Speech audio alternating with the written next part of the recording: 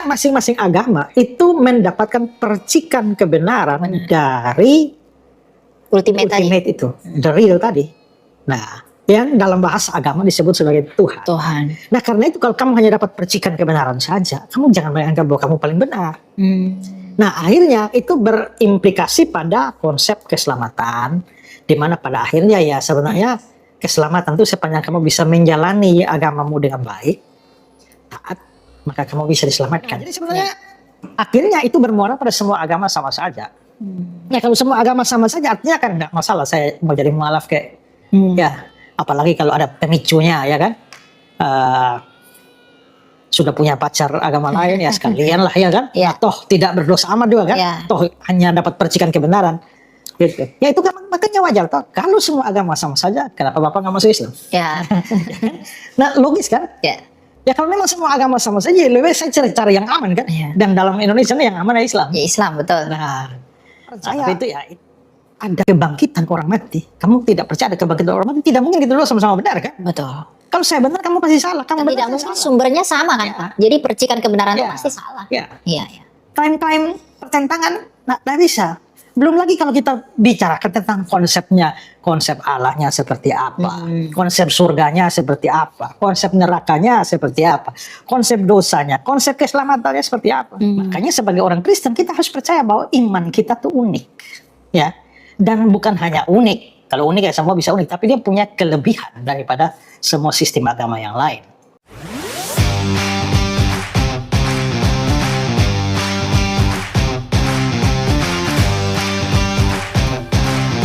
Shalom saudara-saudara terkasih dalam Tuhan kita Yesus Kristus, kembali lagi bersama dengan saya Elia Myron di program 3 Hari Channel.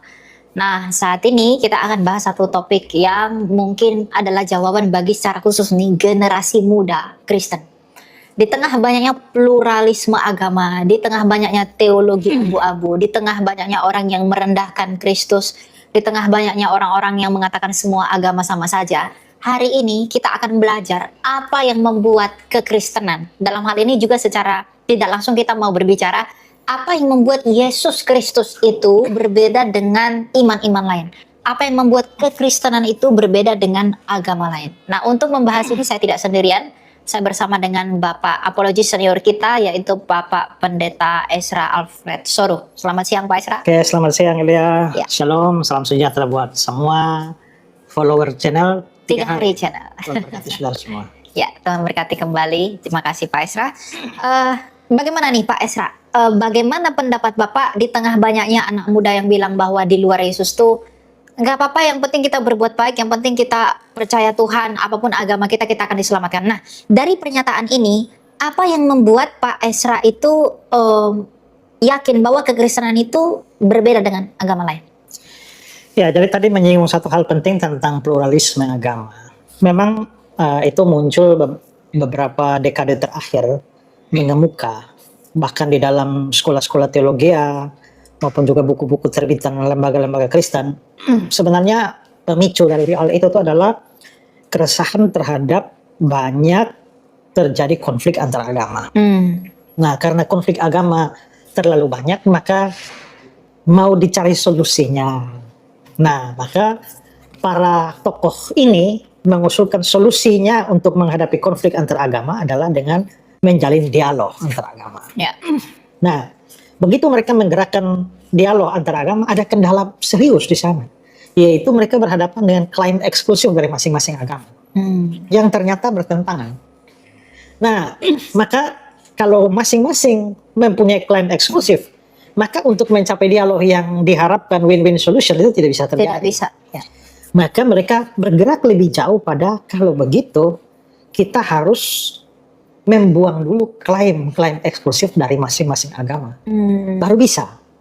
Nah, maka akhirnya pluralisme merambah dunia kekristenan, bukan hanya kekristenan, tapi semua agama yang lain juga begitu. Terutama agama-agama yang punya klaim-klaim eksklusif. Sepanjang kamu punya klaim eksklusif, kita nggak bisa duduk dan bicara. Nah, karena itu lepaskan dulu klaim eksklusifmu. Dan itu akhirnya dipicu lagi dengan perkembangan di mana filsafat postmodernisme. Postmodernisme. Di mana menyangkali adanya kebenaran yang mutlak. Semua kebenaran relatif. Ya. tergantung kapan, di mana, siapa, dan macam-macam hal yang lain. Nah, sehingga akhirnya mereka sampai pada, kalau begitu, mengklaim bahwa agamamu sendiri paling benar, satu-satunya jalan keselamatan, itu menjadi tidak benar. Ya, karena itu mungkin bagi agamamu begitu, tapi bagi agama orang lain tidak. Tidak. Akhirnya kebenaran yang absolut itu disangkali. Sehingga pada akhirnya, ya Yesus sebagai satu-satunya jalan, oke, tapi kan bagi Kristen aja. Gitu.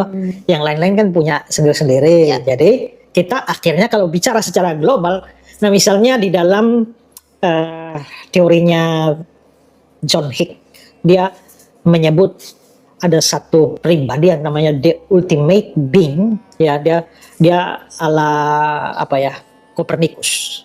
Jadi the ultimate itu ada di situ. Lalu dia tidak menyebutnya sebagai Tuhan atau Allah. The ultimate itu lalu menyebarkan kebenaran. Begitu kebenaran ditangkap oleh ini, Muhammad lahirlah Islam. Siddhartha lahirlah Buddha. Konghucu lahirlah ini. Nah, artinya bahwa sebenarnya masing-masing agama itu mendapatkan percikan kebenaran dari ultimate itu, the real tadi. Nah, yang dalam bahasa agama disebut sebagai Tuhan. Nah, karena itu kalau kamu hanya dapat percikan kebenaran saja, kamu jangan menganggap bahwa kamu paling benar. Nah, akhirnya itu berimplikasi pada konsep keselamatan, di mana pada akhirnya ya sebenarnya keselamatan itu sepanjang kamu bisa menjalani agamamu dengan baik, taat, maka kamu bisa diselamatkan. Nah, sehingga klaim eksklusif bahwa Yesus satu-satunya jalan keselamatan ke surga itu menjadi batal. Nah, menghadapi klaim-klaim eksklusif begitu ya mereka mencoba menafsirkan ulang. Nah, penafsiran ulang itu seperti tadi. Pertama, nanti mereka mengatakan bahwa Yesus betul-betul satu-satunya jalan keselamatan, tapi hanya untuk Kristen. Atau kedua, ada yang lebih ekstrim.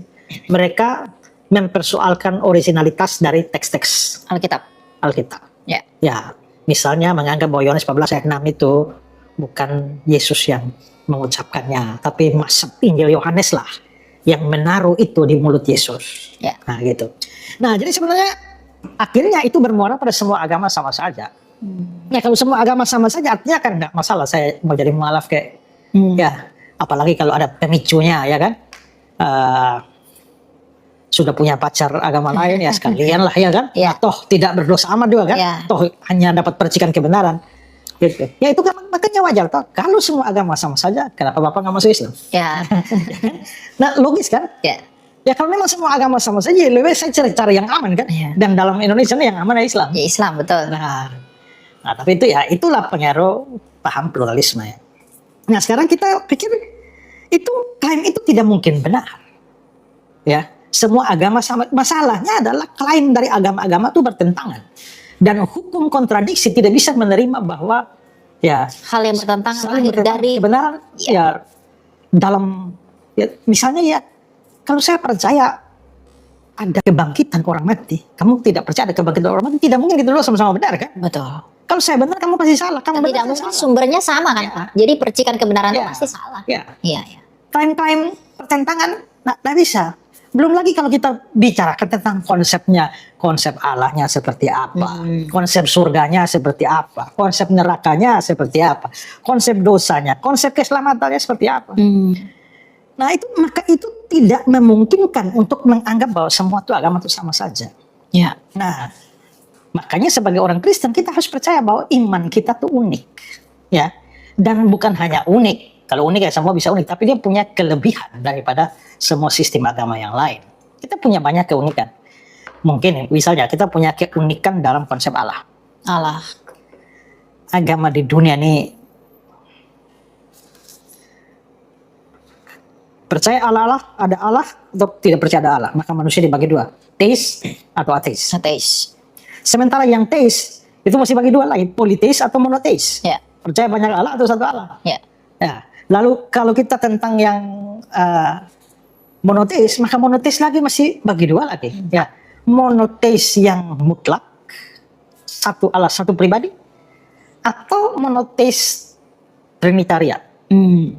Nah, maka sebenarnya kita kekristenan, dalam hal ini kita gereja Kristen dengan Katolik, Ortodoks sama. Kita monoteis trinitarian. Itu sebenarnya satu posisi di antara, di satu sisi ada yang triteisme. Di sisi lain ada yang monoteis mutlak, tapi ini ada di tengah. Ya, ini posisi yang unik. Nah, seringkali orang salah paham dengan konsep Allah kita. Ya, Trinitarian dianggap triteisme. Padahal triteisme ada sendiri. Ya. Ya, di dalam kepercayaan. Contoh kalau saksi Yehova seringkali menuduh bahwa doktrin Tritunggal itu adalah hasil adopsi dari dewa-dewa tiga serangkai di dalam kebudayaan Mesir kuno, Romawi kuno, Yunani kuno. Itu salah kaprah. Kenapa? Karena dewa-dewa tiga serangkai itu triteisme, bukan Tritunggal.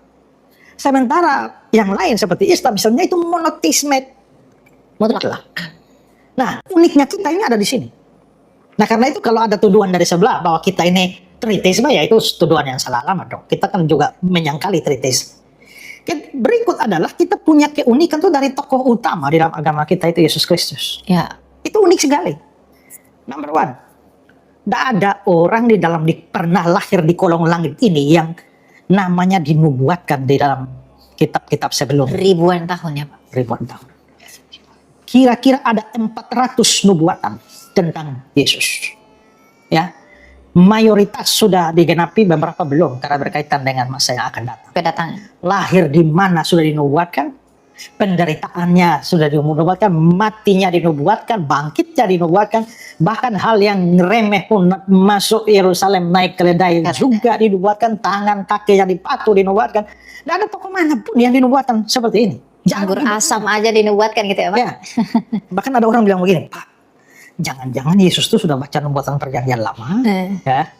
Misalnya dia baca tuh bahwa Mesias itu akan masuk Yerusalem menunggang keledai pembawa kuda. Maka dia sengaja cari keledai. Ya. Secara kemungkinan mungkin. Tapi itu hanya berlaku bagi nubuat di mana orangnya aktif, yaitu cari keledai. Tapi itu tidak berlaku bagi nubuat yang pasif. Ya. Seperti lahirnya dari siapa? Lahir dari siapa? Lahir di mana? Iya. Bagaimana dia merekayasa tempat lahir? Iya. Betul. Bahkan itu nubuatan yang nyaris meleset. Iya.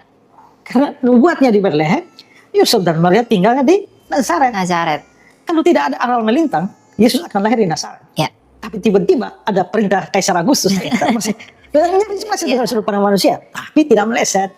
Ya, semuanya digenapi secara sempurna. Ya. Nah, masalahnya coba, kalau di luar kendali dia, mana bisa dia rekayasa? Jubahnya akan dibagi-bagi. Yesus disalib, bisakah dia melakukan rekayasa supaya jubahnya betul. dibagi empat? Dalam Mazmur ya dinubuatkan. Ya.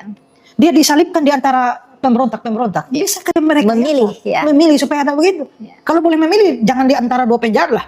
Disalibkan di antara dua murid. Ya.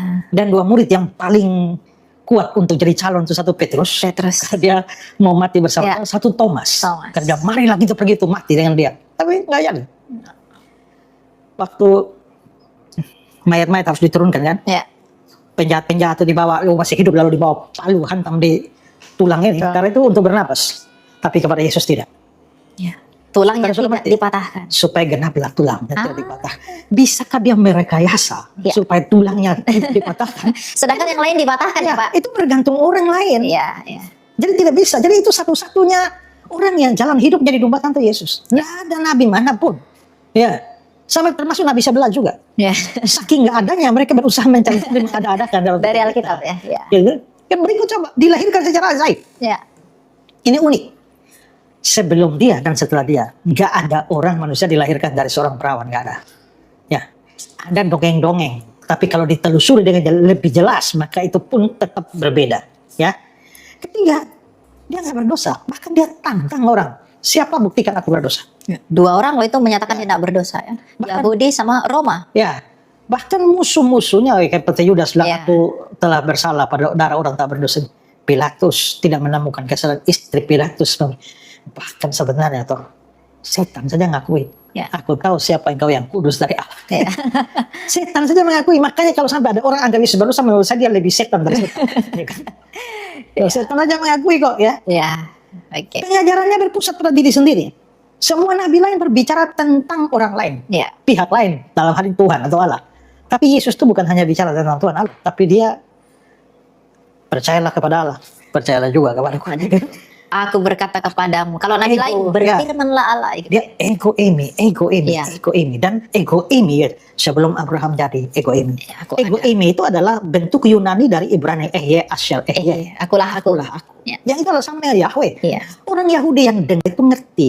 Makanya mereka akan Mau lempar lempar dia. Jadi nggak perlu dia keliling kemana, aku Tuhan, aku Allah, saya malah aku. Itu pertanyaan bodoh dan makanya dia harus mengikuti kemauan. Nah, kan begitu, bro. Iya. Tapi orang Yahudi yang ngomongnya tahu lah. Ya. Coba lihat tuh. Kayafas bilang, apakah engkau anak Allah yang maha tinggi? Ya. Kamu akan lihat nanti anak manusia datang. Langsung tidak perlu bukti lagi. Ya. Artinya penerima pertama dari perkataan Yesus sangat sadar. Dia sedang menyamakan dirinya dengan Yahweh. Betul. Ya kan? Makanya mau dilemparin dengan batu ya Pak. Ya, masalahnya kalau itu bukan dia nggak menganggap diri dengan sebagai Allah, Nggak mungkin dilempar. kenapa dilempar? Iya. Konteks itu yang dipahami, tapi ini polemikus Islam yang menuntut itu kan mereka menuntut sesuatu yang tidak memahami latar belakang budaya, Ya. ya. Dan yang paling ini adalah mati dan bangkit bagi pengikutnya. Iya. Tidak ada dari agama manapun tokoh agama itu mati dan bangkit bagi pengikutnya, itu tidak ada. Tidak ada pendiri agama manapun. Dan mereka mati tidak bangkit-bangkit lagi. Hanya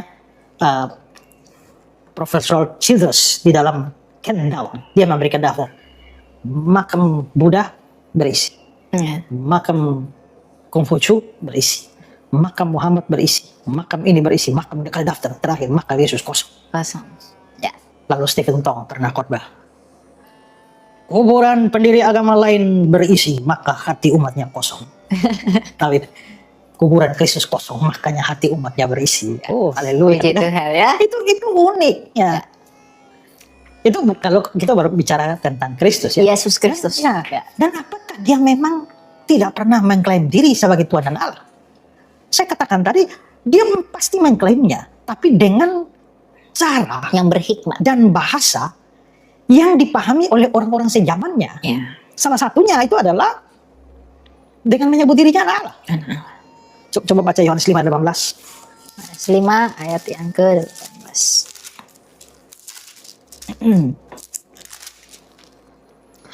Sebab itu para pemuka Yahudi makin berusaha untuk membunuhnya, bukan saja karena ia melanggar peraturan Sabat, tetapi juga karena ia mengatakan bahwa Allah adalah Bapanya sendiri dan dengan demikian menyamakan dirinya dengan Allah. Allah adalah Bapaknya sendiri, berarti dia anak Allah. Ya. Lalu mereka mengerti, Yohanes kasih terang itu anak Allah, itu artinya menyamakan dirinya Dengan. making himself equal with God, menyetarakan dirinya dengan Allah. Jadi sebenarnya dengan mengatakan aku anak Allah, nah, kalau kita ngomong begini, Islam atau biasanya mereka bilang kan anak Allah ada banyak. Ya. Kalau kita bilang anak Allah itu berarti Yesus Allah. Ya. Mereka bilang anak Allah ada banyak. Ya, mereka daftarkanlah sudah ini siapa, Nula, apa segala macam ya kan. Yesus itu, keanakan Yesus itu beda dengan keanakan kita. Kita itu anak adopsi karena iman. Coba Galatia 4 ayat yang ke-5. Galatia 4 ayat yang ke-5. Ia diutus untuk menebus mereka yang takluk kepada hukum Taurat supaya kita diterima menjadi Kita diterima menjadi anak. Dalam King James, adoption of son. Jadi kita itu anak adopsi. Saya anak Allah, kamu anak Allah. Oh ini anak Allah, ini anak Allah. Berarti Allah punya namanya ya. Yesus juga anak Allah. Kalau keanakan kita sama dengan Yesus, lah kenapa Yesus anak tunggal? Ya kan? Yohanes 1 ayat 14 anak tunggal. Anak tunggal. Ya. Kalau begitu maka keanakan Yesus harus dipahami berbeda dengan keanakan kita. Kita anak asal adopsi. Ya, dia adalah anak sungguh-sungguh dalam pengertian, tapi bukan pengertian biologis lah. Nah, kalau begitu sebenarnya dia akan ngaku diri sebenarnya sebagai Allah. Karena ya, coba Mazmur 8 ayat 6. Mazmur 8 ayat. Mazmur 8 ayat 6.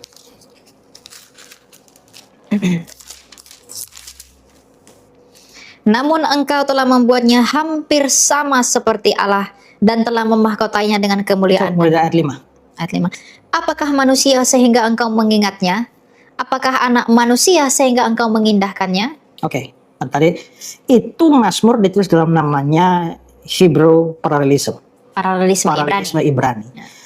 Sinonim parallelism. Itu adalah dua kalimat. Kalimat pertama, kalimat kedua. Artinya sama, tapi disampaikan dalam Cara berbeda. cara berbeda. Coba kalimat pertama. Apakah manusia sehingga engkau mengingatnya? Apakah manusia sehingga kau mengingatnya? Kalimat kedua. Apakah anak manusia sehingga engkau mengindahkannya? Mengingatnya artinya sama dengan mengindahkan. Lalu Manusia, sama dengan anak manusia. anak manusia. Kalau manusia sama dengan anak manusia, kenapa Allah tidak bisa sama dengan Allah? Wah, betul. Ya kan? Makanya dulu saya pernah debat sama siapa Insan Mako Gintar. Nah, dia bilang Yesus itu anak Allah. Ya. Sekarang saya tanya, anak presiden atau bukan? Udah bukan. Itu kira-kira ada 900 orang Islam di situ, di Masjid Sidoarjo itu. Ya. Ya. Anak bupati itu bukan. Anak wali kota itu bukan. Anak Allah itu bukan. Walau Akbar. Habis itu saya bangun, saya tanya, anak macam-macam itu bukan? Diam kan? Jawab. Sekarang saya tanya, kamu tuh anak manusia atau manusia? Ya. Kalau kamu bisa manusia sekaligus anak manusia, kenapa dia tidak bisa Allah sekaligus anak Allah? Itu menyamakan hakikatnya. Makanya Yohanes 5:18, dia menyebut Allah adalah Bapaknya dan dengan demikian Yang menyamakan dirinya dengan Allah. Yes. nah, maka sekarang dengan kata lain sebenarnya Yesus mengakui diri sebagai Allah. Kita ngomong secara logis saja.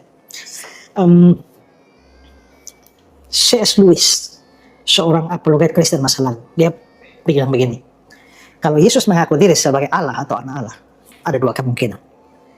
Jujur atau bohong. Bohong. Kalau dia jujur, maka dia memang Allah. Kalau dia memang Allah, ada dua kemungkinan. Kamu terima atau kamu tolak. Tapi kalau dia bohong, ada dua kemungkinan. Waktu dia bohong, dia sadar atau dia tidak sadar. Ya. Kalau dia bohong dan dia sadar, ini penipu ulung. Tapi kalau bohong dan gak sadar, ini orang gila. Karena membohongi orang tapi gak sadar. Maka kamu tinggal punya tiga pilihan. Penipu, orang gila, atau Allah. Ya.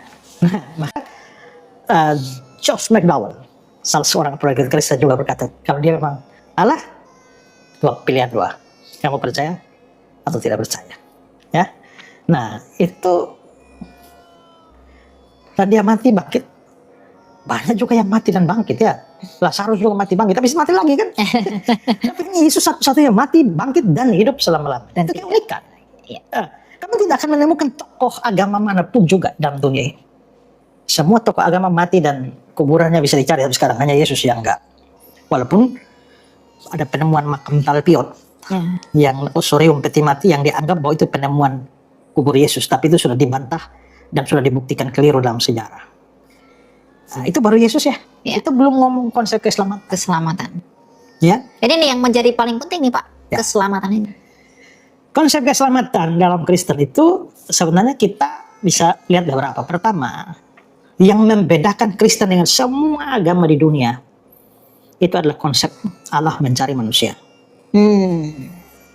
Ya, semua sistem agama itu mengatakan bahwa sebenarnya manusia sedang berusaha mencari Allah. Ya, manusia mencari Allah, tetapi kekristenan itu lain, terbalik sendiri. Karena begini, kita manusia berdosa, kita terhilang, kita tersesat. Sekarang logikanya adalah kalau saya kehilangan HP, HP yang cari saya itu saya cari HP. Saya cari HP. Saya cari HP. Ya. Kalau kita yang terhilang dari Allah, kita cari Allah atau Allah cari kita? Yang kehilangan yang mencari, yang pribadi yang kehilangan itu mencari barang yang hilang atau barang hilang cari. Yang kehilangan mencari yang terhilang. Begitu. Manusia cari Allah, ya berarti seolah-olah Allahnya yang hilang. Ya. Nah, karena itulah maka, tapi ada orang bilang, Pak, tapi masalahnya HP itu kan bukan orang, nggak ada otak. Ya, manusia kan ada pikirannya, dia bisa cari Allah. Memang mungkin, tapi dari sudut pandang Alkitab, Yesaya 53:6, masing-masing kita mencari jalan kita sendiri. Jadi kalau kita disuruh memilih Allah, pasti kita pilih lain. Natur dosa membuat kita pilih lain. Makanya kita tidak mungkin mencari Allah. Makanya karena itulah Allah yang mencari manusia. Allah mencari manusia. Coba kita lihat di dalam Kejadian pasal 3 ketika manusia jatuh dalam dosa. Adam dan Hawa habis itu cari Allah, tidak. Bersembunyi. Justru Allah yang datang cari mereka. Prinsip ini sudah sejak awal kejatuhan. Nah, makanya Yesus datang. Dia bilang anak manusia datang untuk mencari dan menyelamatkan Yang terhilang itu. Nah, karena itu nggak ada orang bisa cari Allah. Coba lihat Roma pasal 3 ayat 11. Roma pasal 3 ayat yang ke-11. Tidak ada seorang pun yang berakal budi, tidak ada seorang pun yang mencari Allah. Nggak ada orang cari Allah.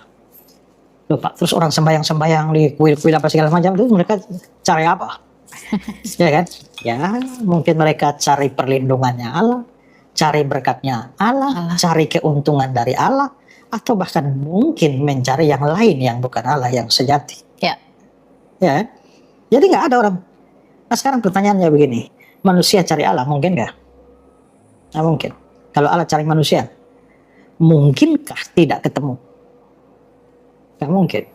Ya. Hanya kan ada di ayat Alkitab juga bilang carilah Tuhan, selama ia bilang carilah Tuhan. Apa bertentangan? No. Kamu tidak bisa cari Tuhan sebelum Tuhan menemukan kamu lebih dulu. Ya.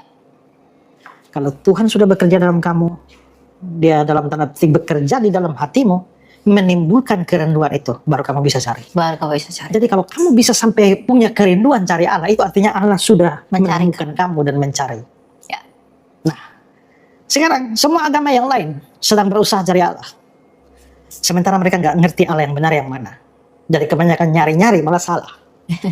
Ya, tapi dalam kekristenan Allah yang benar yang sejati itu mencari manusia dalam Yesus Kristus, dan itu mustahil tidak ketemu. Itu konsep pertama dalam keselamatan.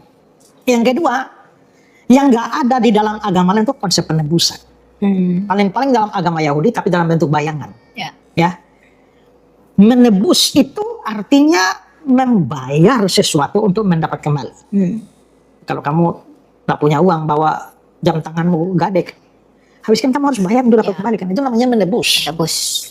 Nah kita manusia berdosa itu telah berdosa dan perlu penebusan. Allah itu Allah yang seringkali orang nanya gini ya. Saya pernah debat dengan Islam itu ada yang nanya, kalau memang Allah itu maha kuasa, mau menyelamatkan, selamatkan sajalah. Pakai acara-acara jadi manusia segala, mati lagi ya kan. Kenapa nggak selamatkan? Ini nggak bisa. Karena Allah itu Allah yang adil. Nahum 1 ayat 3 itu ya. Allah itu panjang sabar, besar kasih setianya, namun tidak sekali-kali membebaskan dari hukuman orang yang bersalah. Kita saja kalau ada orang bunuh orang terus hakim bebaskan dia, kan kita anggap nggak adil kan? Ya. Nah, apalagi hakim ilahi, nggak mungkin orang berdosa dibiarkan begitu saja. Harus dihukum. Masalahnya Tuhan itu juga panjang sabar, besar kasih setia, penuh belas kasihan, dan kepengen orang berdosa itu jangan kena hukuman. Hukuman harus jalan. Jadi dalam respon terhadap orang berdosa itu nggak bisa ada penghukuman. Penghukuman tidak boleh ditiadakan. Hanya bisa ada penghukuman dialihkan. Kalau sampai peniadaan hukuman, Allah menjadi tidak adil. Hukuman harus jalan. Tapi supaya hukuman jalan kepada kamu, tapi kamunya tidak dihukum, mesti ada pengganti kan? Ya. Nah, pengganti itu maka hukuman dialihkan. Ya. Tapi penggantinya, syarat pertama harus manusia, karena yang berdosa manusia. Kedua, harus tidak berdosa. Karena kalau dia yang mau mengganti saya juga orang berdosa, ya kan dia juga perlu diganti itu. Kan dia harus dihukum. Ya. Yang tidak berdosanya siapa? Hanya Allah. Hanya Allah. Tapi syarat pertama manusia loh. Ya. Allah bukan manusia. Sekarang kalau misalnya Elia, kalau kamu bikin salah pada saya, hukum saya cambuk 100 kali. Kalau saya mau kamu bebas, harus ada pengganti. Itu pengganti datang, dia harus menerima 100 kali cambukan. Ya. Dia harus menerima apa yang harus kamu terima. Ya. Nah yang harus orang berdosa terima adalah mati kan? Mati. Maka penggantinya harus mati. Tapi tidak berdosa. Yang tidak berdosa cuma Allah. Maka Allahnya harus mati. Pertanyaannya, Allah di surga bisa mati? Oh. Gak bisa kan? Bagaimana supaya bisa mati? Menjadi manusia. Menjadi manusia supaya nanti bisa mati. Makanya tujuan datang tuh supaya mati. Matius 20-28 anak manusia datang menyerahkan nyawanya. Makanya orang-orang bodoh yang tidak mengerti itu mengajukan pertanyaan. Kalau Yesus Tuhan, kenapa tidak bisa menyelamatkan diri dari salib? Ya. Kenapa mati? Oh, tujuannya emang untuk mati ya Pak? Datang untuk mati. Kalau tujuannya datang untuk mati, tahu-tahu nggak jadi mati, nggak dong. Ngapain datang kan? Iya. Justru misi utamanya untuk mati. Jadi kalau kita punya dosa, saudara punya dosa 1 juta. Ya, lalu juru selamat kita cuma menanggung 999. Ya. Kurang 1 kamu sendiri, kamu tetap masuk neraka. Kecuali juru selamatnya bayar tuntas. Dan di atas kayu salib dia bilang sudah selesai. Dan selesai. Artinya genap loh. Ya. Nah, artinya genap. Saya bilang ya, saya selalu bersyukur kalau baca kalimat itu, karena seandainya di atas kayu salib Yesus bilang, hampir selesai. Sebagian besar telah selesai. Lu tanggung sebagian kecilnya, lu tetap masuk neraka. Ya kan? Tapi Yesus bayar semua. Nah, ini konsep penebusannya nggak ada. Di agama Yahudi itu dalam bentuk bayangan binatang, ya. Kristen sempurna ini. Nah, tapi karena dia sudah bayar sempurna, sekarang kamu harus dicambuk 100 kali. Sudah ada orang ganti kamu 100 kali. Saya masih cambuk kamu lagi. Kalau saya masih cambuk kamu lagi, pada hukumanmu sudah diterima penggantimu, saya jadi kurang ajar dan tidak adil dong. Saya tidak mungkin menghukum kamu lagi, padahal hukumanmu sudah ditanggung penggantimu 100%. Ya. Allah tidak mungkin menghukum kita lagi, karena hukuman kita sudah ditanggungkan pada Kristus. Amin. Itu membawa kita kepada konsep keunikan keselamatan yang ketiga, bahwa akhirnya keselamatan dalam Kristus itu pasti sifatnya. Bukan mudah-mudahan, Ya. bukan mungkin, bukan semoga, insya Allah bukan. Pasti. Pasti karena apa? Karena tidak ada hutang dosa satu pun yang kita bayar sendiri. Pertanyaannya begini. Ya, Elia lahir tahun 2003. 2003. Betul-betul terima Yesus tahun 2019. 2019. Rencana mati tahun Belum tahu. 2003. Ya. Percaya Yesus 2019. Katakanlah mati tahun 2070. Ya. 2070. Waktu Yesus membayar hutang dosa yang mana? 2003 sampai 2019. Kalau 2019 sampai 2070 ini tanggung sendiri, kita tetap masuk neraka. Ya. Kecuali dia bayar ini hutang dosa 2003 ini terus sampai 2070. Dan coba 1 Yohanes 1 ayat 7. 1 Yohanes 1 ayat yang ke-7.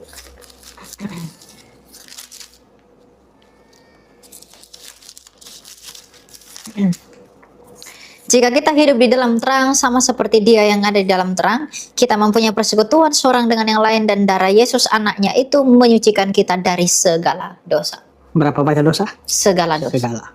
Ayat 9. Jika kita mengaku dosa kita, Ia setia dan adil sehingga Ia akan mengampuni segala dosa kita dan menyucikan kita dari segala kejahatan. Segala dosa, segala kejahatan.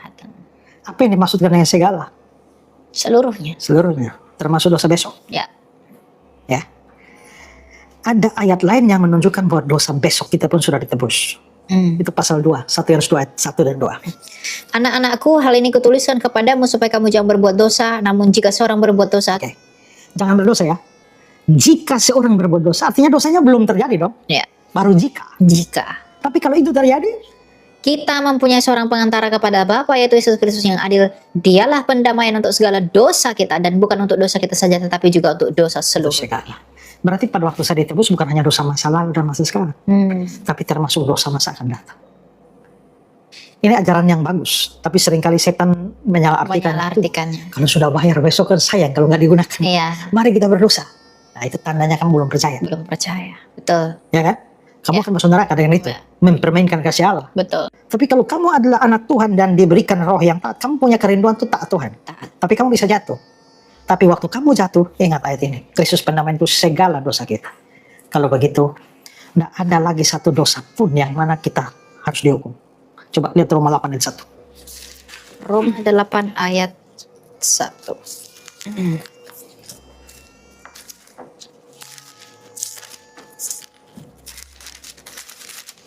Oleh sebab itu sekarang tidak ada lagi penghukuman bagi mereka yang ada di dalam Kristus Sekarang, Yesus. di dalam Kristus sekarang ini tidak ada penghukuman. Maka Tuhan Allah tidak mungkin menghukum kita lagi. Kenapa? Hukuman semua sudah ditanggung juru selamat. Kenapa dia mesti tanggung kita? Tapi bagaimana kalau kita berdosa, Pak? Tuhan nggak hukum? Enggak. Terus Tuhan hajar. Tuhan hajar ya. Tuhan tidak hukum tapi Tuhan hajar dan Ya. tegur. Ya, Ya. harus dibedakan antara hukuman dan hajaran. Hukuman itu bagi musuh. Iya. Seteru nyala, tapi hajaran itu bagi anak yang dikasihi. Sebab Bapa menghajar anaknya. Anaknya. Ya. Nah, karena itu kita juga jangan sembarang berdosa juga. Ya. Karena akan dihajar oleh Tuhan. Iya. Tapi untuk hukuman dosa, nah, semua sudah dipikul Kristus. Kalau semua sudah dipikul Kristus, bagaimana mungkin kita nggak selamat? Iya. Terakhir, Yohanes 10, 28, 29. Yohanes 10, 28 ayat 9. Aku memberikan hidup yang kekal kepada mereka dan mereka pasti tidak akan binasa sampai selama-lamanya dan seorang pun tidak akan merebut mereka dari tanganku. Bapakku yang memberikan kepada mereka kepadaku lebih besar dari siapapun dan seorang pun tidak dapat merebut mereka dari tangan Bapa. Aku memberikan hidup kekal. Kekal terus yang selama-lamanya. Mereka pasti tidak akan binasa. Bukan mudah-mudahan, kemungkinan insya Allah. Pasti. Tidak ada yang merebut mereka di tanganku. Berarti kita tuh dipegang oleh tangan Yesus. Ya. Tapi ayat 29 bilang, Bapa lebih besar dan tidak ada seorang pun dapat merebut mereka dari tangan Bapa. Berarti waktu Elia percaya Yesus, Elia dipegang oleh dua tangan. Tangan Bapa dan tangan Yesus. Setan manakah, kekuatan manakah di dunia ini yang bisa merebut kamu dari tangan? Ya. Mungkin. Kalau begitu kita pasti selamat. Pasti. Itulah keunikan iman Kristen. Tidak bisa didapat dalam agama manapun. Tapi bagaimana kalau dia murtad? Murtad dari Kristen, jadi mualaf ke sana. Kalau sampai murtad itu tanda bahwa kamu tidak pernah benar-benar jadi murid. Yohanes 8 ayat 31. Kalau kamu tetap dalam firman, kamu benar-benar murid. Kalau kamu sampai keluar firman, tinggalkan firman, artinya kamu enggak benar-benar murid. Ya. 1 Yohanes 2 ayat 19. Itu hanya membuktikan kamu tidak pernah sungguh-sungguh percaya. Jadi semua yang jadi mualaf dan sampai di sana keluar-keluar dan menyerang kekristenan, kamu tidak pernah jadi Kristen sungguh-sungguh. Kamu bukan kehilangan keselamatan, kamu tidak pernah selamat. Ya. Kecuali kamu balik. Kalau hanya balik saja dari Kristen, kamu tetap tidak selamat juga. Balik dengan percaya Yesus sungguh-sungguh. Terima Yesus sebagai juru selamat dan Tuhan buka hatimu. Maka itu baru kamu diselamatkan. Ayat ini berlaku buat kamu. Tapi kalau tidak, ini ayat tidak berlaku bagi kamu. Sekarang pikir sendiri.